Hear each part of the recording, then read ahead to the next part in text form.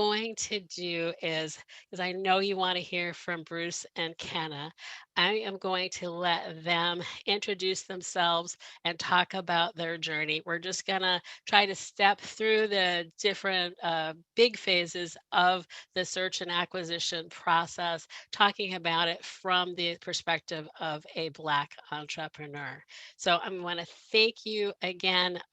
Kenna, you have your video off, so I'm going to start with Bruce. And then Bruce, just introduce yourself, talk a little bit about your background experience and all of that. Sure, sure. Thank you, Karen, for even having me here. So my background, I'm currently the president and the owner of a company called Lux Out Products. We manufacture stage curtains. We have a high-end line of window shades. We also manufacture products related, a couple of products that are related to stage curtains that if you're not in the industry, you wouldn't know anything about. But we make them right here in the United States and we sell them all over, but especially in the South. We're located in Richmond, Virginia. We have a large presence in Florida. We have a large presence in Texas, and we're trying to grow the business substantially. And I've also purchased another business that creates some ribbon weights that are an input product for the stuff that we have. And I'm trying to buy a couple of retail stores to grow my shades business even more now. But we'll see where that goes. So I'm never too far away from the ETA beaten path. Prior to buying my first company, which was Lux Out, I went to the Darden Business School at University of Virginia, worked a little bit for ExxonMobil, was essentially like a small division CFO. That's not what they called the role, but that's basically what I was in function.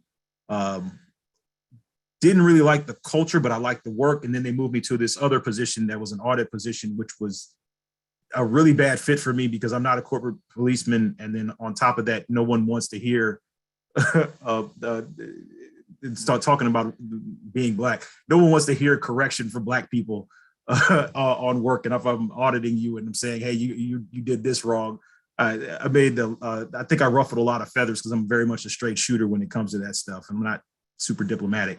So I was pushed out, and then I put in my 2 weeks notice. So I don't know if I quit or was fired from that job. And then ended up getting fired from 2 other jobs before that.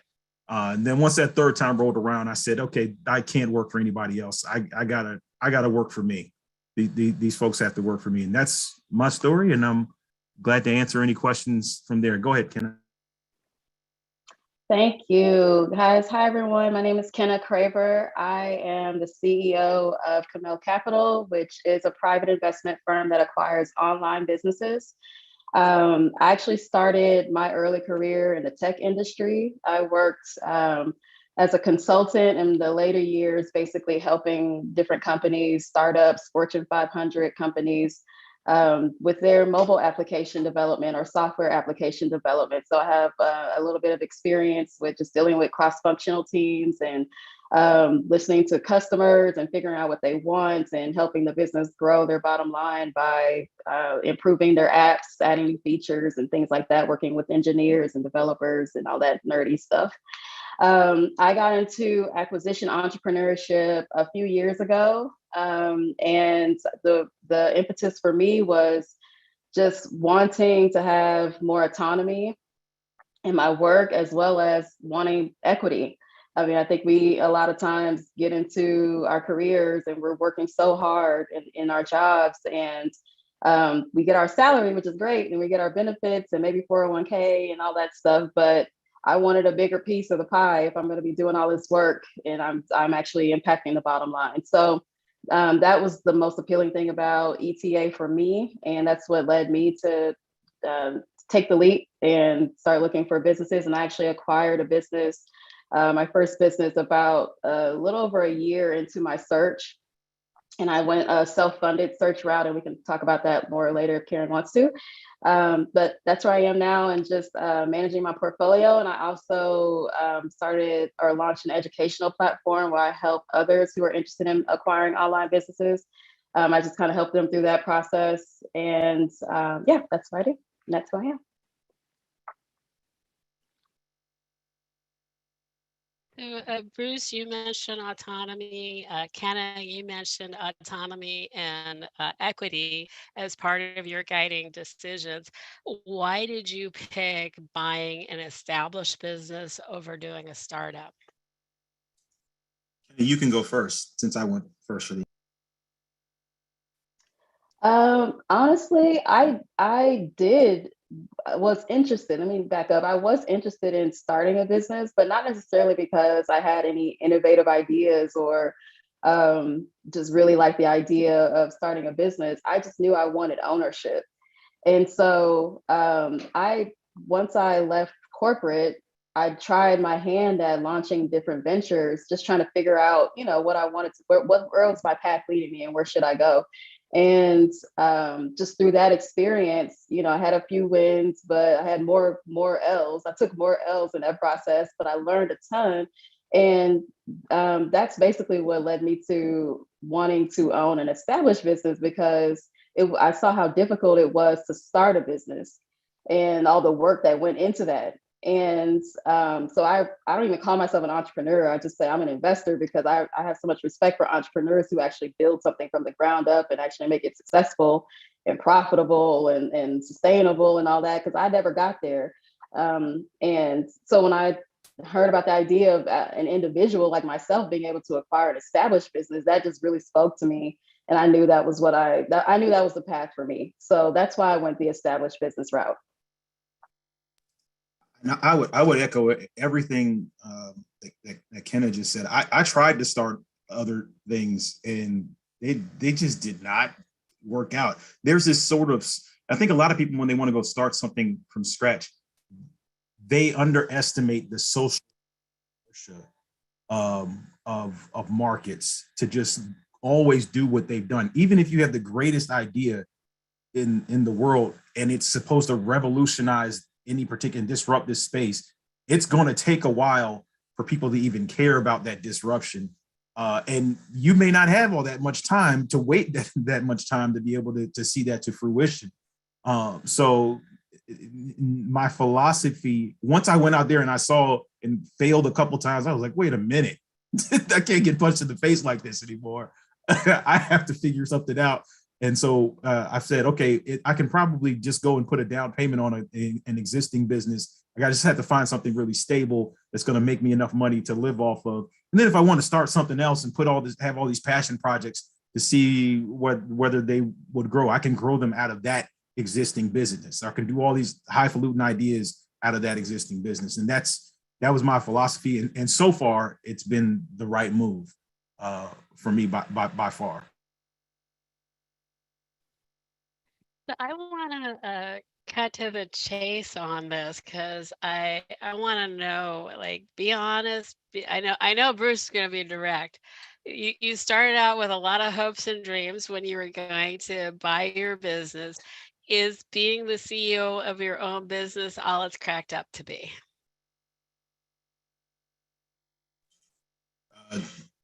Yes and no. I would say yes, in the sense that it's wonderful to be able to just, like, you can say, hey, I'm going to go watch a movie in the middle of the day, and nobody's going to be able to tell you you can't do that. That part's wonderful. So, and in my businesses, I would say some weeks I may work 15 hours a week. Some weeks I may work 80 hours a week. There's no way to tell. And it's very hard to tell which one is going to be the case in a given week. So it's not really that. But the thing is, the work doesn't feel like work. It's more like, to me, it feels like sort of like what you said, Kenna. It feels like I'm an investor and I am managing my investment, and I want my investment to play out a certain way. I want everybody who's involved in managing it to behave in a certain way. So that's the cool part. The downside, of course, is you take on, especially if you're a self-funded searcher, like we were, you take on a certain amount of these risks. Everything stops and starts with you. If there are very challenging people problems and issues, and these people who are under you, these direct reports that are under you, or they're clashing over this thing, or they're not behaving the way that you want to, or they're being toxic, and they're making the culture of your company toxic. You're the one that has to deal with all of that, and there is no clear cut way to deal with that stuff, especially, and this is just my opinion, but maybe you I don't know if you all would agree with this, but I especially feel like, especially being Black, there is no culturally appropriate way for us to display anger or displeasure. And that becomes very difficult when you have to manage in these relationships, because your business is not going to be all Black. It's more than likely it's going to be some mixture of stuff and some microcosm of the general population. So I'd say yeah and no. It's all what it cracked out to be. Yeah. Kenneth? So yes, I would say that it's actually all it's cracked up to be, because the main my main goal was just ownership and autonomy. And so as Bruce mentioned, just being able to say, yeah, you know what, I think this is the week that I'm going to kind of take it easy, and maybe this is going to be a 15-hour week for me, where, you know, I just focus on these key things and let my team handle everything else. That was freedom was the goal for me. So I get a lot of that, and I'm able to structure my days in a way that I wasn't able to before. And that to me is worth any 80-hour week that I may have to have occasionally, and they do happen. But just the freedom to, even when I do have those 80-hour weeks, I can still, you know, decide, okay, you know what, I'll work from here, this location this week, or I'll be able to, I still have some say in how I perform that work.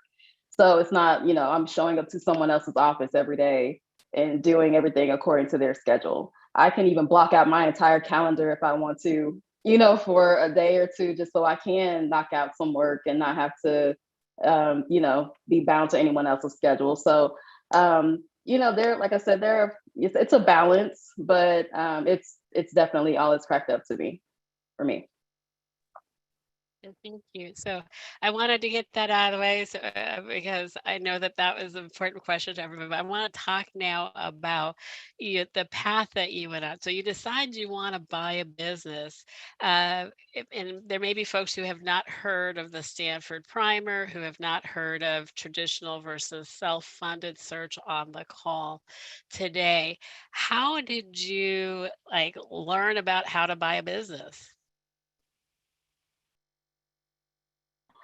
So it's funny because I remember it was one of my business ventures. I had started an e-commerce business, and I was doing okay, not great. And I was listening to a podcast about just basically how to grow an e-commerce business. And I remember the host was interviewing a guest, and the guest was someone who had been very successful in e-com. And the host asked the guest, if you could do it all over again, what would you do differently? And the guest responded, oh, I wouldn't start over again. I would just buy a business. And that was the first time I heard anyone say that. And when I heard them say that, I thought, wait, what do they mean they would just buy a business? Right. And so I started to look into it a little bit more. And that's when I discovered that individuals like us buy businesses. I thought that was something that was only reserved for like investment bankers, or, you know, people on Wall Street, or like these huge private equity firms or hedge funds. Like, I didn't know individuals could buy businesses, and it wasn't a McDonald's, right? Because everybody knows that you can buy a franchise. But I didn't know that, you know, you could just buy any other type of privately owned business. And so that's how I heard about it. And it was one of those moments for me where it was like the clouds parted, and I could hear the angels sing. Like I knew in that moment that it was the path that I wanted to take. Yeah, I had a similar epiphany. I was so when I was out of my third job, I was like, okay, I got to figure something out here. But whatever I've been doing, it ain't been working. So I started to beat the bushes of my network and talk to a whole bunch of people. And this one guy introduced me to this other guy, and the other guy that he introduced me to was Kevin Wilson, the CEO of Buzz Franchise Brands. And if you know anything in Virginia Beach, If you know anything about Buzz franchise brands, they followed a model that was actually kind of similar. For one of their brands, they followed a model that was very similar to National Partners, where at least that's my understanding of what they did, basically with like a mosquito business. And I think one of their brands is Mosquito Joe's, and they've grown it a whole lot. So I'm sitting in Kevin's office, and I'm just like, hey, do you know anything I could do to kind of help me figure out what I want to do when I grow up? And we get to the end of the conversation, and then he pauses and he's like, hey, Bruce, you ever thought about doing a search fund? And then I was like, oh, search fund. Okay, well, we never really, I didn't even think about that as a possibility, because in my mind, that was just something, oh, okay, that's something that that super rich kids from Harvard Business School or Stanford do. I wouldn't necessarily be able to do that. I don't even know if I had enough money I wasn't even thinking about a search fund that I would self-fund at that time. But I was thinking just really about like search funds in general and going and raising outside capital. So then I looked into that, started to talk to a couple of people. And once I talked to folks, once you deal with folks enough times, you start to kind of realize, okay, whether someone, even from their body language and the way that they're talking to you, believes that you can do what you're talking about doing. And I got the sense that when I talked to people, other investors, I was like, well, it doesn't seem like they're going to be, or investors, it didn't seem like they really believed that I could do what I knew was in me to be able to do. So I thought about it, and I was like, okay, well, I'll just go buy something smaller and own it completely, and try to hopefully figure out a way to grow it, and not run it into the ground. And that was that. And it took me, from that moment on, it took me 6 months to find my business, and then another 6 or 7 to close on it.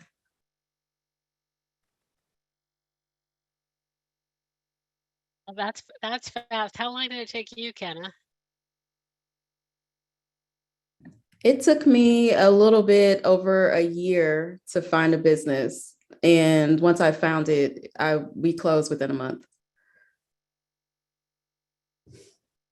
Did you look for investor capital besides your own? Did you look at the traditional model? I'll take Kenna. that. Yeah, sorry. Yes, I did look at the traditional model. I knew pretty early on that I didn't want to go the traditional route. And I knew for me, I knew what type of business I wanted to buy. I knew from day one that I wanted to buy an online business, and I didn't see a lot of people doing that in going the traditional route.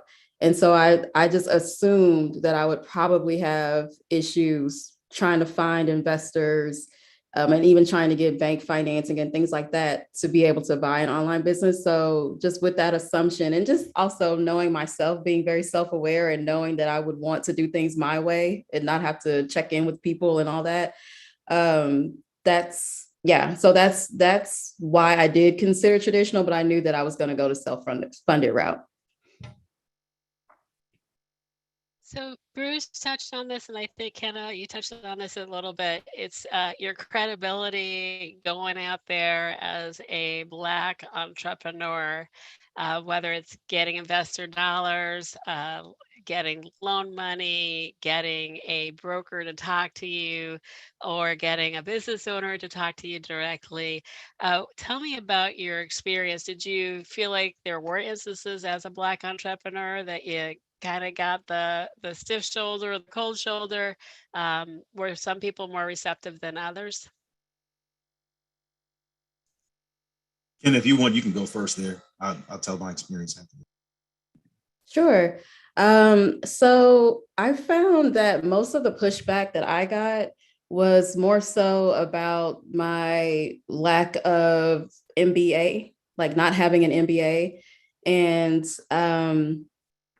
not any, like I said, investment banking experience or anything like that, just being completely new to the industry. That was most of the pushback that I found, most of the resistance. I was told that, well, you don't have an MBA, so how are you going to have the network to be able to get good deal flow, or be able to, find out or learn what you need to know in order to actually get through this process. So I can't really say that I experienced any pushback or resistance due to being a Black woman. but I have heard stories of that from people that I do know that did experience that. So, like I said, most of my experience was due to credibility with as far as having a graduate degree and not having any experience in the industry. And I would answer that question. It's like the same way you can sometimes you'll see racism or prejudice show up in patterns of behaviors, but in one isolated incident, you can suspect that it's that, but you're not necessarily certain sometimes that it's that. I got a lot, or not to say a lot, I got some of that. There was like, I distinctly remember this one landscaping company where this guy just told me I was a pest because I was asking him about specific ad backs. And I was like, no, I need you to substantiate. You're trying to get me, I need you to substantiate this EBITDA number so that I can value your company the way you want me to value. You should at least be able to explain to me what some of this stuff is. And he said, no, you're a nut, you're a pest, you're going to drive my people crazy. I was like, okay, you talk to the customer like that. Cool. That's okay. This is not the door that I am supposed to walk through. You, God bless you. You go sell your company to somebody else. And then you have to be able to move on with that. But what I would say in general, that was a one-off case of it. I would say in general, the space for, at least for the smaller businesses that you would probably buy on your own, it's much more welcoming of Black leadership and whatever kind of leadership, because, and you got to understand this, these folks tend to be entrepreneurs. They tend to kind of go out here and get it whatever way they can. And if you have that same grit and that same focus, there and you show that through demonstrations of like over time of how you behave with them, it's going to build the credibility that you want, even if you are different, even if your cultures are different, even if you speak to one another different. So I wouldn't say that the hard part of the Blackness of my journey in this piece of my career has been in the search. I would say really the hardest part is managing while you're Black. That's hard because, like I said, whoever you have in your company, they are going to be some microcosm of society with some level of society's biases and their own kind of nuances and things like that. So that piece is harder, in my opinion, is the managing. I want to touch on that. Excuse me. I want to touch on that, but I want to ask Hannah, how did you feel developing a relationship with business owners and ultimately the seller? How were you able to do that? So I think maybe being so naive and being so new to the process helped me, because I honestly didn't even think about any of that. I just went into it and, I would reach out to these business owners and say, or these sellers and say, hey, I'm thinking about buying your business. Like, can we talk? Can we have a Zoom meeting? And I had a ton of those calls with different sellers, and I really just did not have that thought in my mind when I was talking to them about, I wonder, are they gonna look at me differently or treat me differently because I'm a woman or because I'm Black? And I think out of all the seller calls that I had, I probably talked to 2 or 3 Black ones. And I did have someone tell me that they didn't think that I would, well, actually, after I said, I don't think this is, after we had talked about the business, I said, I don't know if this business is a good fit for me, but, of course, I know other people that are looking to buy businesses. So I'd be happy to share, your listing or anything like that with someone else if you want me to. And so we had a good relationship, but they did say, yeah, I don't know if this business would be a good fit for you either. And frankly, it was like a streetwear skateboard culture type brand. And in their marketing, there weren't people of color. Like there was nothing diverse about their marketing or anything about their brand. And so, but it wasn't like they didn't say that in a malicious way or in a mean way or anything like that. So that was my experience with talking with sellers. Like I said, I probably talked to maybe like 2 or 3 Black ones, and the rest of them were mostly white. And it never really came up. And like Bruce kind of mentioned, it's one of those things where it's like, it wasn't, if nothing like overt happened, Like, I don't know if they, after the call was like, yeah, I would never sell to her or something like that. But I didn't notice anything. During your search, did you have mentors who were men or women of color? I did not. I wish I had. That's something that I do feel that could have helped me probably. Just having someone to help me kind of manage my expectations a little bit about the process. But I did not have any mentors through the process at all.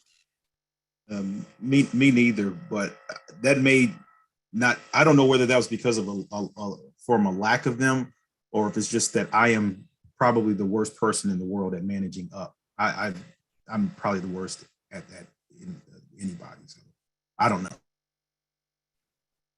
So you mentioned marketing, Kenna, and I want to talk about how did you market yourself? Did you, and this is a question that does come up among searchers, did you have a prominent photo on your website? Did you put your photo in your email? Did you have any considerations about that? Like, what are people going to think if they see this, and how am I going to react to that?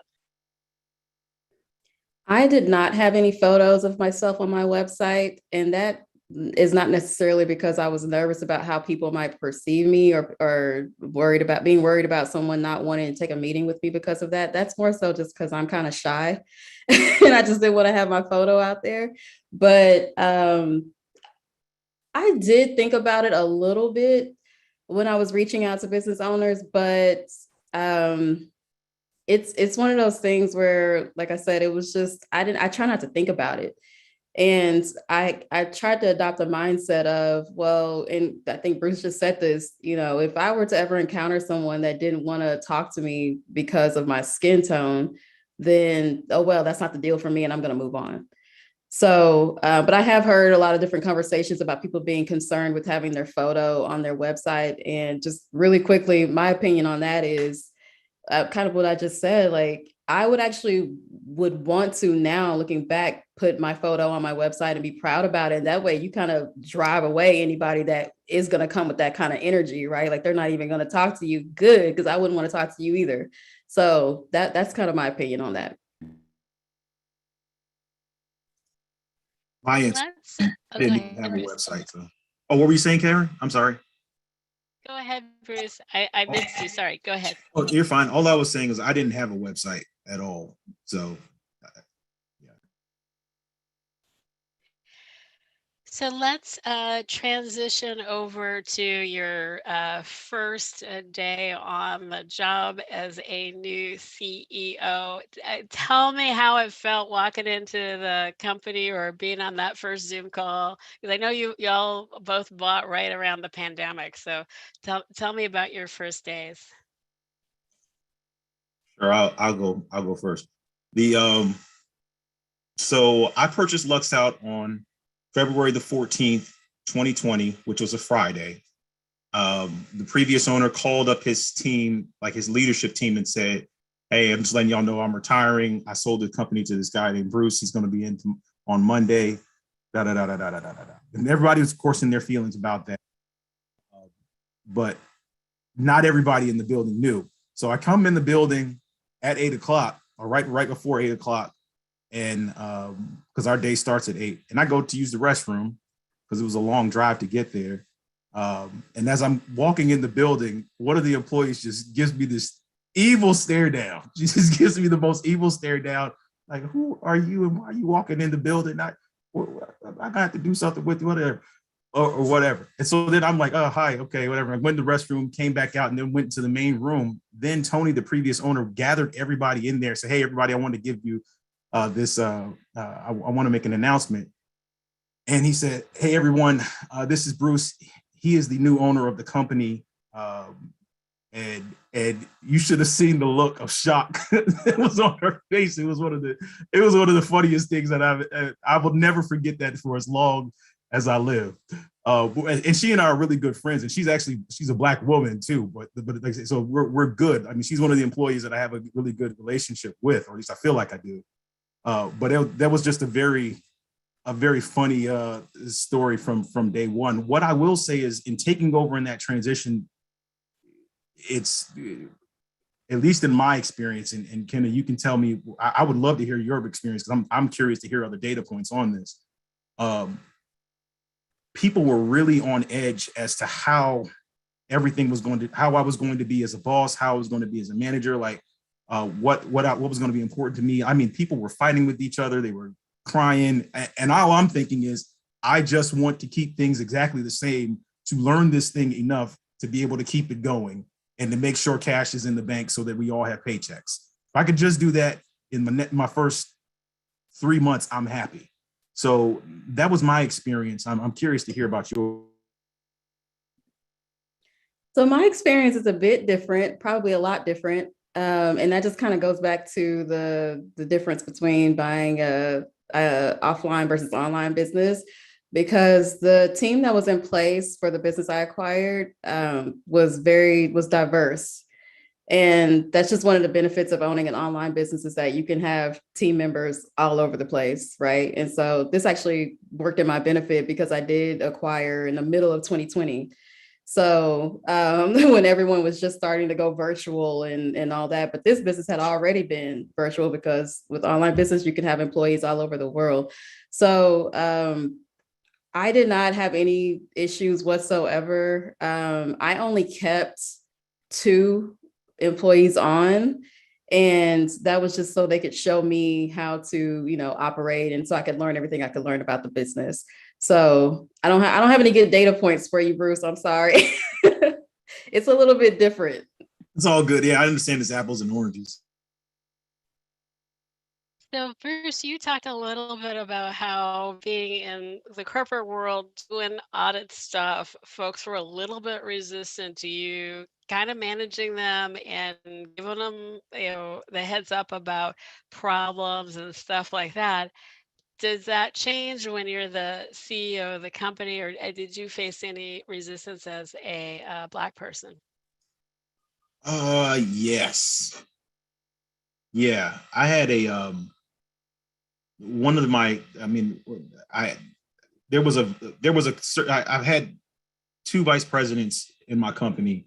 One of them, I'm not going to slander him, but he just did not want to do his job, and he was hell bent on doing it the way that he wanted to do it. He was an older white man, close to retirement, and I think he was in his feelings that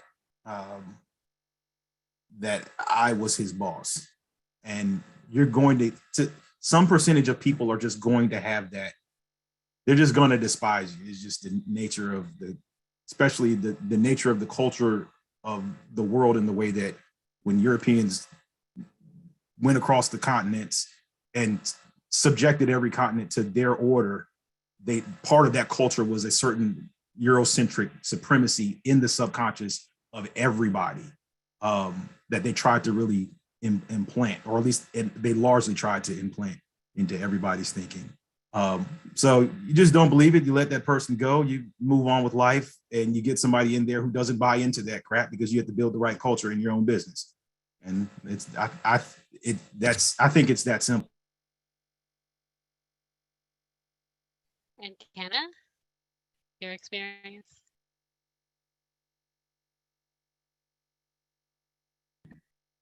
What was the question again, Karen? I'm sorry. Did you feel like you received resistance from your employees as a Black woman CEO?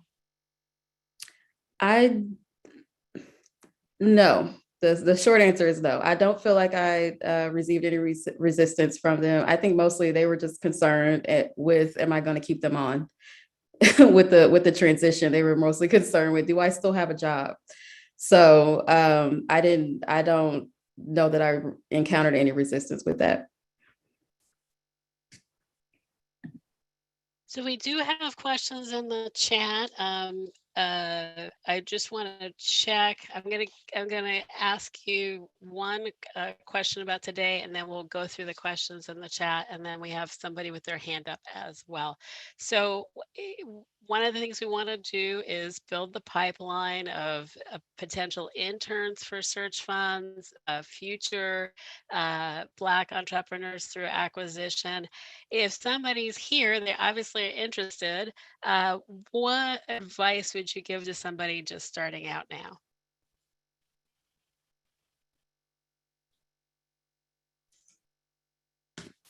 Good question. Um, Let me think about that. Kennedy, you want to go first? I'll defer.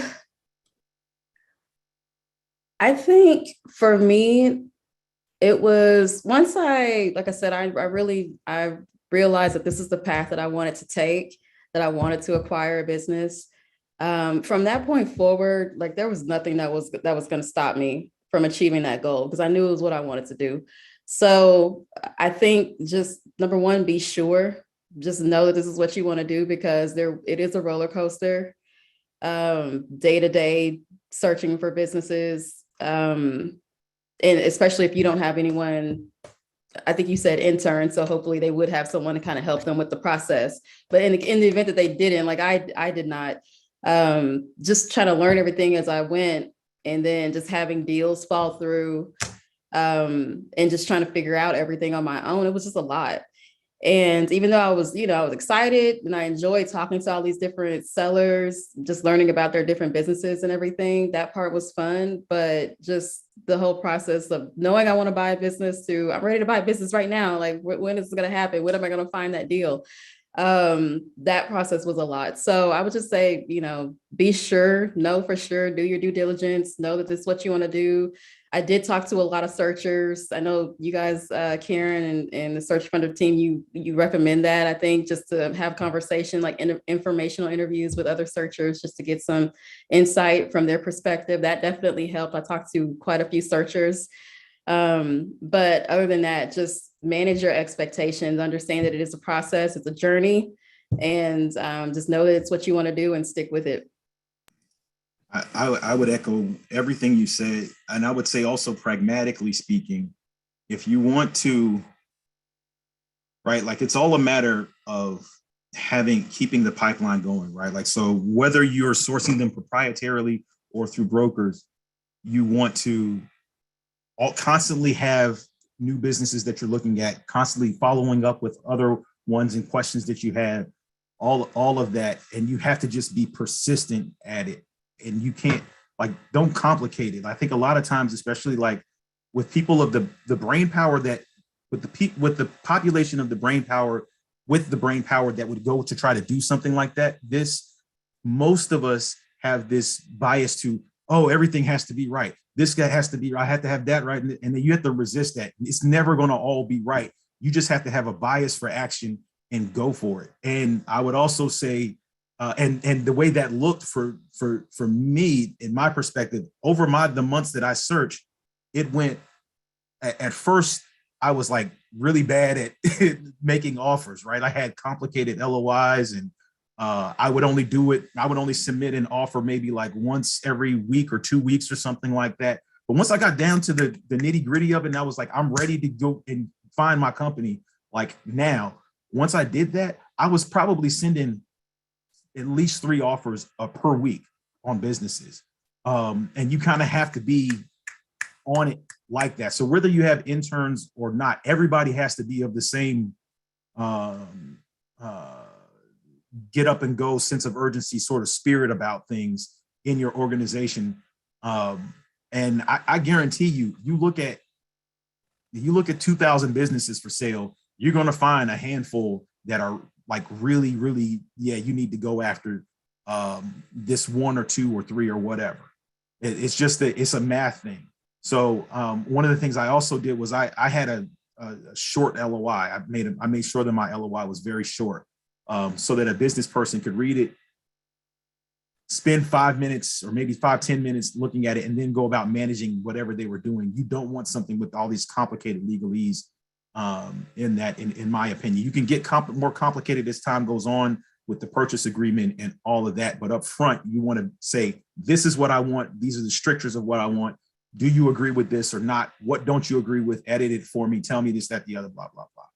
And that really will get you a lot of results in my experience. And Kenna, do you want to add on to that? We have a ton of questions about deal sourcing. Just how did you build that pipeline? Was it proprietary or through brokers or both? So for deal sourcing, I actually, when I first started out, I initially started meeting with a lot of brokers. And my strategy with that was, let me just, cast a wide net and just start building relationships with them. And then hopefully it can bring me some deals. And in addition to that, I would just scour listings. I know a lot of people are afraid to look at the marketplaces like Biz Buy Sell. And for me, there's a few online marketplaces that list businesses for sale. I was just scouring those listings all the time. And so that was my main source of looking for deals mostly. I got on a couple of broker lists that I'm still on to this day. But I just found that they didn't really provide much value to me. And that's not to say anything negative about brokers, because I know there's some great ones out there.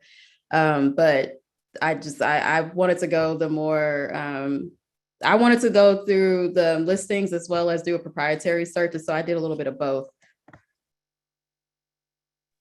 And I liked what you said, Ken, about getting a lot of broker deals and reaching out early. That's advice that I've heard from other searchers quite a bit, just to get the deal flow up. And a lot of times in this space, we talk about pattern recognition.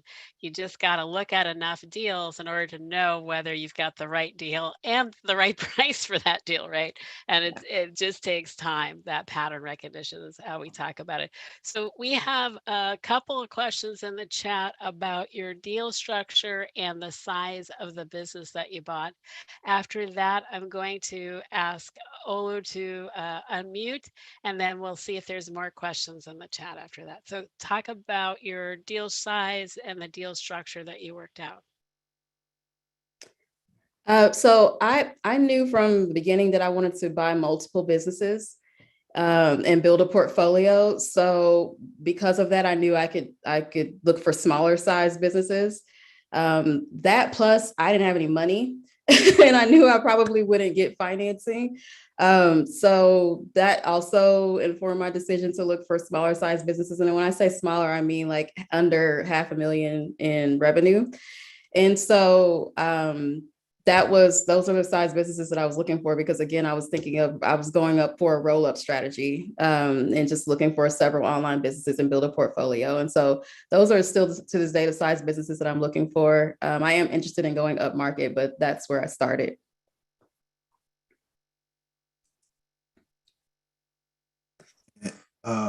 Did you want to say anything about your structure or anything like that? Oh, sure. Yes. And so to add on to that, so because of the size of the deal and where I got capital from, which was I was self-funded. And so when I initially started searching, I started building relationships with investors simultaneously. And so I had a network of investors that knew what I was doing. They knew I was looking to buy a business. They knew what type of business. And so when I finally did find a deal, I knew exactly who to take it to and say, I'm interested in this one, sent them a teaser and all that stuff. And so it was an all cash deal. Again, because it was a smaller deal, and had it been a larger deal, I probably would have tried to find, some kind of financing, something like that. But it was a different world then. It's so weird how fast things change, because back then, it was only a few years ago. Back then, getting financing for an online business would have been almost impossible. And now there's so many platforms that offer that. So so that was the structure for me. It was an all cash deal. Thank you for that, Ken. I'm just going to add a note for folks that if you are looking for lending sources, there are several banks that have dedicated search fund lending centers. So if you ever need it, just feel free to chat with me or go to our directory on Searchfunder. And thank you, Ken. That's awesome, your deal structure. Go ahead, Bruce.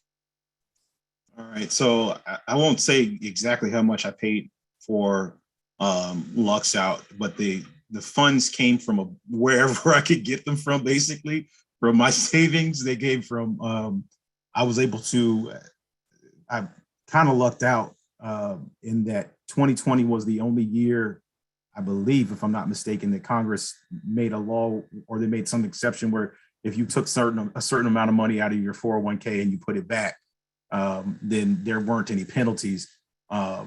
So you just got to be scrappy and figure out where you're going to get the equity financing from. The deals that I was looking at were all, I mean, the biggest deal that I could have purchased at that time would have been a $2 million business. So we're looking at anything that would be less than $2 million. I was interested in, and then the subsequent business, I mean, the second and now this third business that I'm working on are both less than $500,000 in their sizes.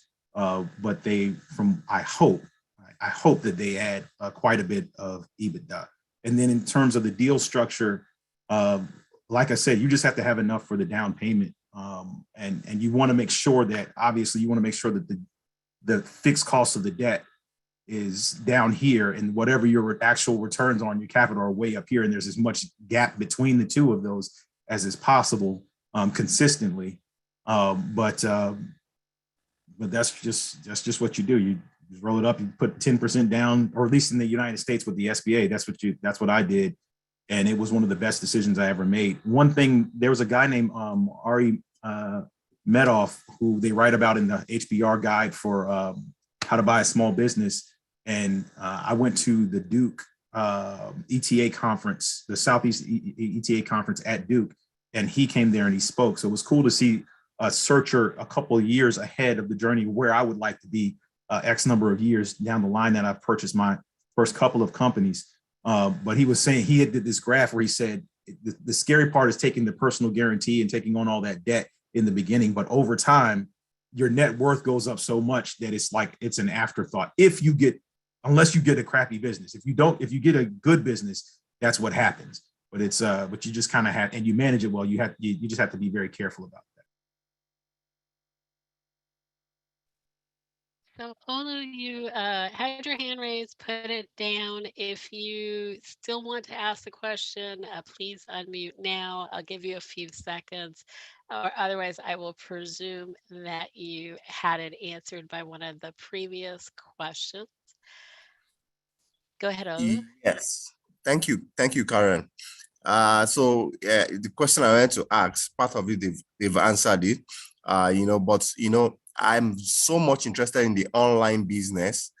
So when Kenna was talking about it, I'm so happy that she touched on it, because I feel it's a very good opportunity to acquire a business, run it and see how it goes. But the questions I would like to ask is if she's technical and how she was able to manage the team that was working on the online business, and the source of funding, if you can both, please, are you able to source the fund? So I'm not sure what you mean exactly by technical, because when I refer to an online business, I'm talking about e-commerce businesses. So not software or a SaaS company, which is a little bit more technical, and a software application, and you're dealing with engineers and stuff like that. So as far as managing the team was remote and still is. So that wasn't really an issue for me at all as well. And with financing, there's so many different platforms now out there that provide financing for online business acquisitions. It's amazing. I couldn't tell you all of them right now, but feel free to reach out to me, send me a message on LinkedIn, and I'd be happy to help. But yeah, there's so many opportunities to acquire online businesses. Managing the team is not difficult at all. If anything, I'd say it's easier because everything is virtual and I don't have to deal with people in an office all day. And there are definitely financing options. I hope I answered your question. If not, let me know. Thank you so much. You answered it. Now I'll reach out to you. Okay, great. we have one additional question in the chat about how long was the transition period with the previous owner? And Bruce, I know you answered it in the chat, but I'd like for you to answer it again. And I want for folks who are new, if you are taking SBA funding, I believe that you can only have the old owner kind of on the hook for about a year. The SBA wants it to be an actual sale, so you can't have them consulting or as an employee. Go ahead, Bruce. So my transition, I had a cross training, or what I call a cross training period, baked into my contract with into the purchase agreement for 1 month. So 1 month after we closed, Tony had to go and walk me through the stage curtains and different parts of them, and shades and motorization of shades and all this other stuff. And after a month, and that, I think that a month is about the appropriate time, right? Because it's going to take you a while to know what you're doing. You need to be able to have them there to help talk through some of these decisions and kind of putting out fires. But after a certain point, you're going to have a different set of priorities and probably risk tolerance and all sorts of direction you want to take your company than the previous owner is going to have. So, and you don't want people kind of getting confused between what you say and what they say. Like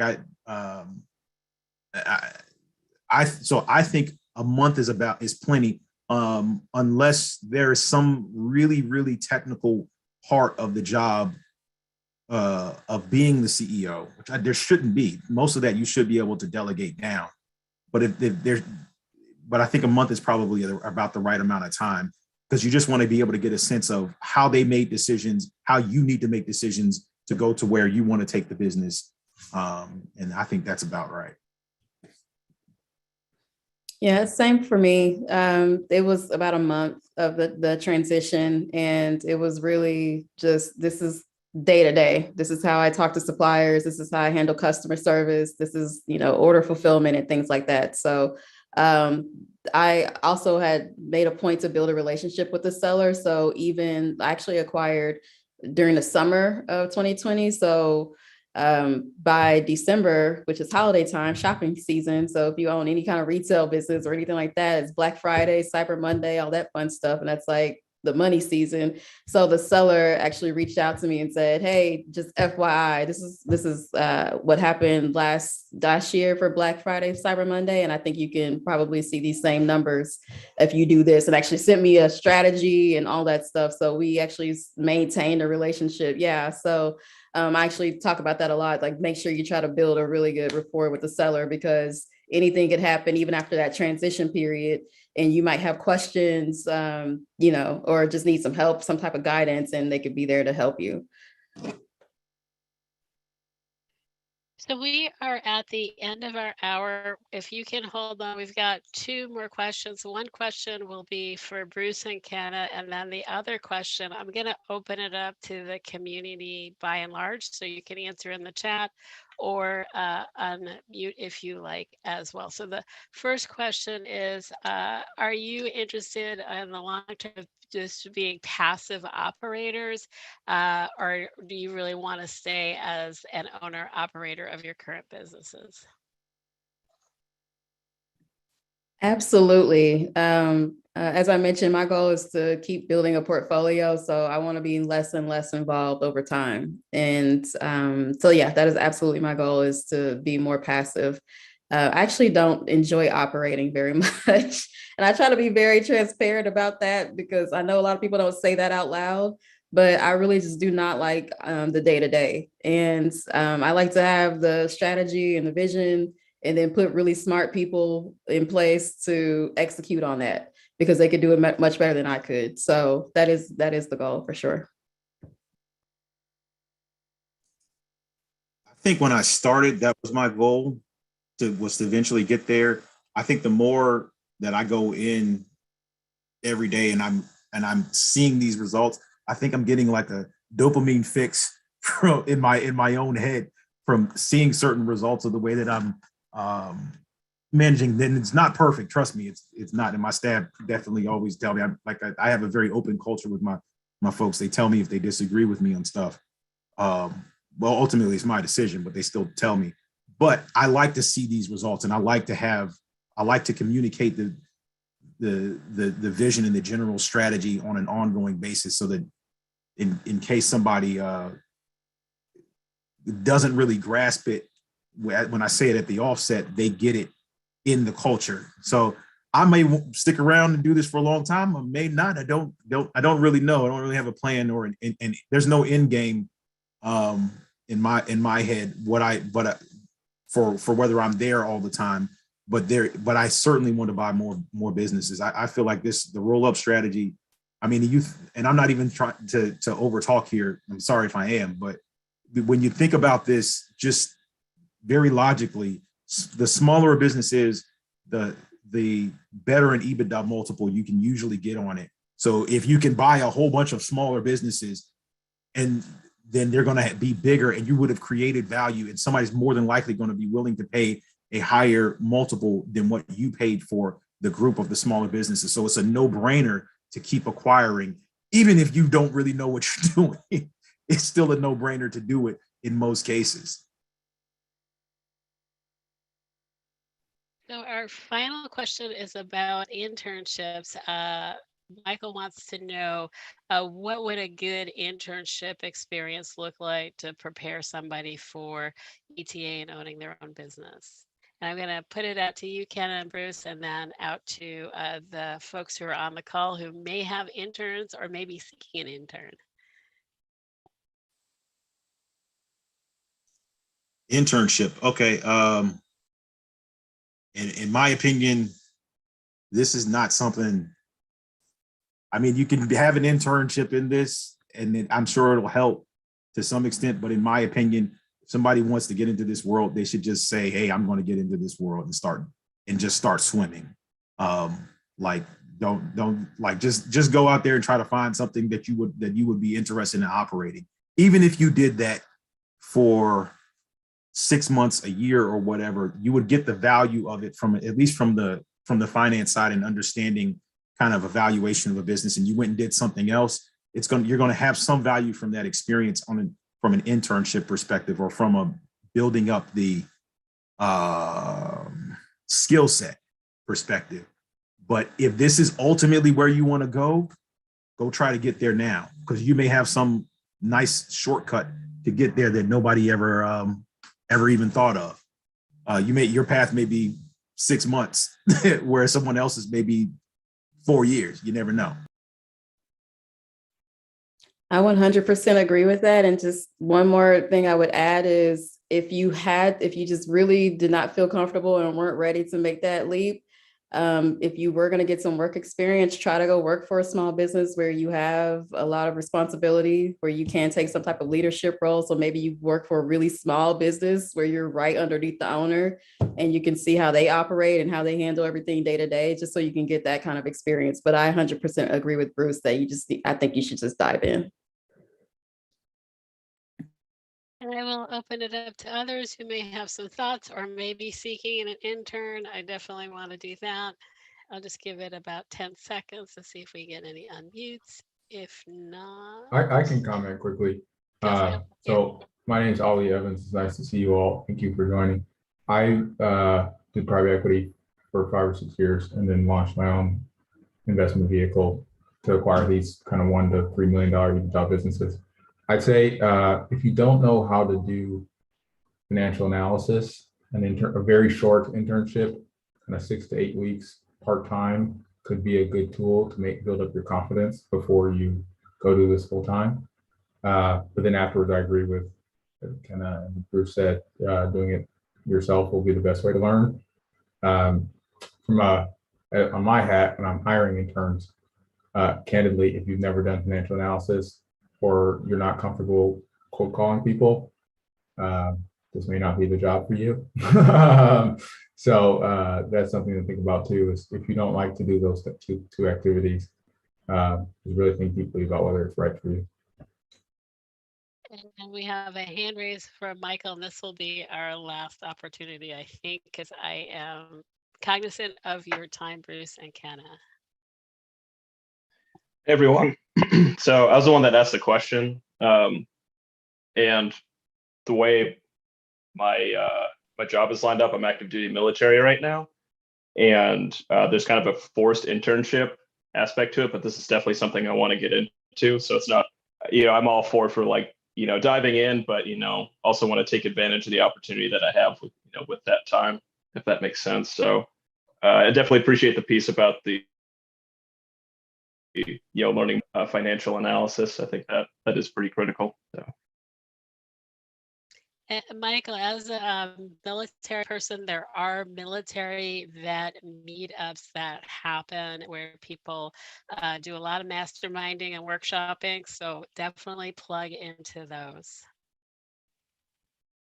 So let me go ahead and thank our wonderful guests for sharing their experience. Thank you, Bruce Pham. Thank you, Kenna Kramer. I so appreciate you and all you do to support people of color within the Search Fund community. And I hope that folks will give you a thumbs up or applause. We've got lots of great feedback in the chat. So thank you, thank you, thank you.